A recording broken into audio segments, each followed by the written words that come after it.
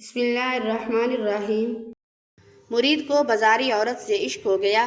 ایک دفعہ ایک مرید ایک شہر میں جا پہنچا تو وہاں ایک بازاری عورت پر نظر پڑی۔ یہ حسن و جمال میں اپنا ثانی نہ رکھتی تھی۔ وہ مرید اس عورت کا دل و جان سے فریفتہ و شیدا ہو گیا، یعنی کہ اس کا دیوانہ ہو گیا، اس کا عاشق ہو گیا۔ 1000 اشرفیاں کی قیمت پر ملاقات طے ہوئی۔ جب اس مرید نے خلوت میں جا کر ارادہ فاسد کیا تو غیب سے محترم ناظرین آپ سے گزارش کرتے ہیں کہ مکمل تفصیل کے لیے ویڈیو کو آخر تک ضرور دیکھیے۔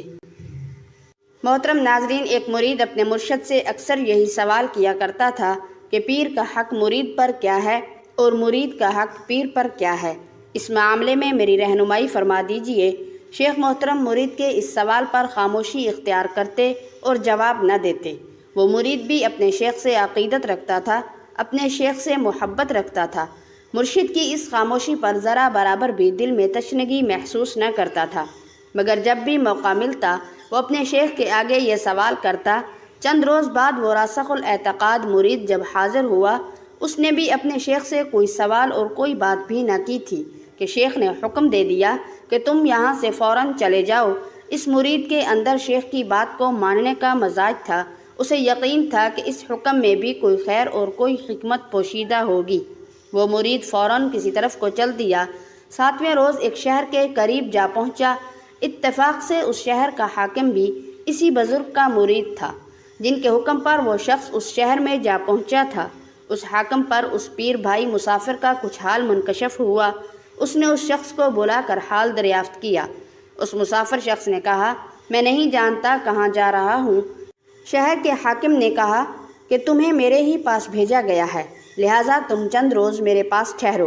اس مسافر مرید نے شہر کے حاکم اور اپنے پیر بھائی کی اس پیشکش کو قبول کیا۔ چند روز بعد جب مسافر مرید نے رخصت ہونے کی اجازت طلب کی تو اس شہر کے حاکم نے 1000 اشرفیاں دے کر اسے رخصت کیا۔ اثناء راہ میں وہ شخص ایک اور شہر میں جا پہنچا تو وہاں ایک بازاری عورت پر نظر پڑی جو حسن و جمال میں اپنا ثانی نہ رکھتی تھی۔ وہ مرید اس عورت کا دل و جان سے فریفتہ اور شیدا ہو گیا، یعنی کہ وہ مرید اپنا دل ہار بیٹھا اور اس کا عاشق ہو گیا، دیوانہ ہو گیا۔ 1000 اشرفیوں کی قیمت پر ملاقات طے ہوئی۔ جب اس مرید نے خلوت میں جا کر ارادہ فاسق کیا تو غیب سے زوردار تماچا منہ پر لگا۔ 3 بار یہی معاملہ ہوا۔ عورت نے پوچھا، تم کون ہو، کہاں سے آئے ہو اور یہ کیا معاملہ ہے؟ اس شخص نے ساری سرگزشت بیان کی۔ وہ بولی، معلوم ہوتا ہے تمہارا شیخ مرد کامل ہے، اس خیال باطل کو چھوڑ دو، آؤ ہم دونوں ان کی خدمت میں چلیں۔ یہ لو اپنی اشرفیاں، اسے کمر سے باندھ لو۔ دونوں پیر و مرشد کی خدمت میں حاضر ہوئے۔ عورت نے افعال بد سے توبہ کی۔ شیخ نے اس عورت کا نکاح اسی مرید سے کر دیا اور وہ 1000 اشرفیاں بھی ان کو عطا کر دیں۔ چند روز بعد اس مرید نے پھر وہی پرانا سوال کیا، پیر کا حق مرید پر کیا ہے اور مرید کا حق پیر پر کیا ہے، اس معاملے میں میری رہنمائی فرما دیجیے۔ شیخ صاحب نے جواب دیا کہ پیر کا حق وہ تھا جو تو نے بے چوں چرا ادا کیا، اور مرید کا حق وہ تھا جو فلاں شہر میں تجھ پر اس عورت کے ساتھ گزرا تھا، اور میں نے تجھے اللہ کے فضل سے اس گناہ کی نحوست اور مرتکب ہونے سے بچا لیا۔ ناظرین، علم قیافہ چہرہ پڑھنے کا علم ہے۔ لوگوں کے چہرے کو دیکھ کر ان کے بارے میں رائے قائم کی جاتی ہے۔ اس سلسلے میں کوئی حتمی رائے تو نہیں دی جا سکتی، مگر ہزارہا تجربات کے بعد اس علم کے کچھ اصول بیان کیے گئے ہیں جو ذیل میں اختصار کے ساتھ بیان کرتے ہیں، جو ناظرین کے لیے فائدہ مند ثابت ہوں گے۔ وہ نشانیاں یہ ہیں۔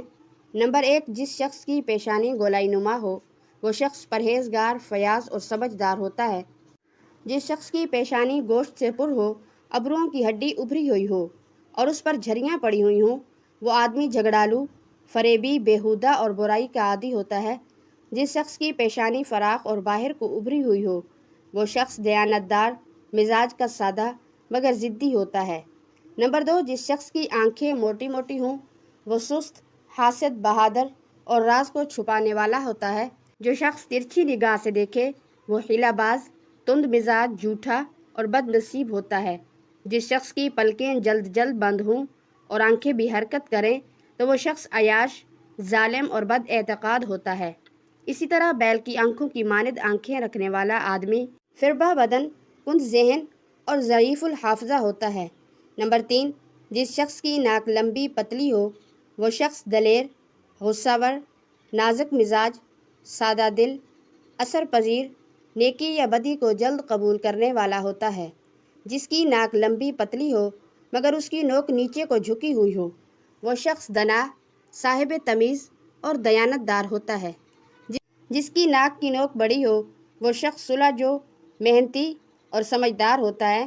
نمبر 4، جس شخص کے ہونٹ موٹے ہوں وہ شخص ضد اعتقاد، بے وقوف، سست اور آسانی سے فریب کھانے والا ہوتا ہے۔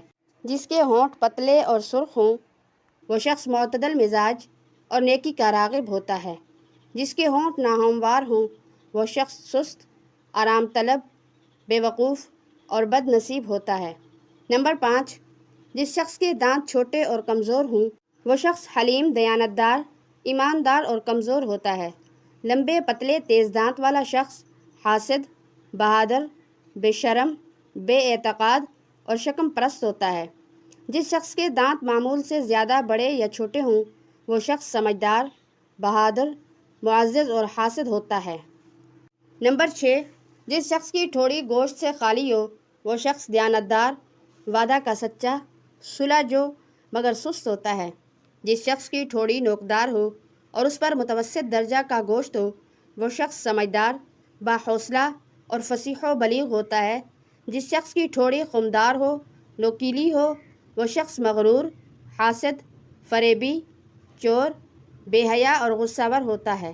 ناظرین، آخری نشانی یہ ہے، بڑے اور موٹے کان والا آدمی بے وقوف، کند ذہن اور کم عقل ہوتا ہے۔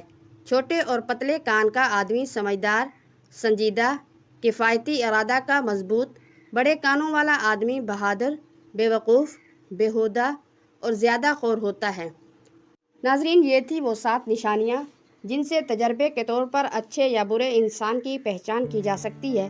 اللہ تعالی ہم سب کو